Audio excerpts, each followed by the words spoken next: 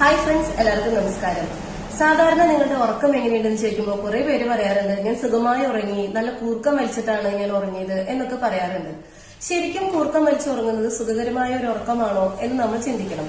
കാരണം നമ്മുടെ throat muscles അമിതമായി വൈബ്രേറ്റ് ചെയ്യുമ്പോൾ നമുക്ക് ശരിക്കുള്ള ശ്വാസോച്ഛ്വാസം നടക്കുന്നില്ല. അതായത് നമ്മുടെ ശരീരത്തിന് ആവശ്യമുള്ള ഓക്സിജൻ ഒന്നും നമ്മുടെ ബോഡിയിലേക്ക് സപ്ലൈ ചെയ്യുന്നില്ല.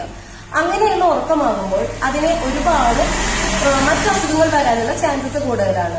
അതായത് നമ്മുടെ BP കൂടാം, ഹൃദയ സംബന്ധമായ അസുഖങ്ങൾ വരാം, കൊളസ്ട്രോൾ ലെവൽ കൂടാം, അതുപോലെ തന്നെ അമിതവണ്ണം വരാനുള്ള ചാൻസസ് കൂടുതലാണ്. അതുകൊണ്ട് തന്നെ കൂർക്കം വലിച്ചുറങ്ങുന്നത് ഒരിക്കലും ഒരു സുഖകരമായ ഉറക്കമല്ല.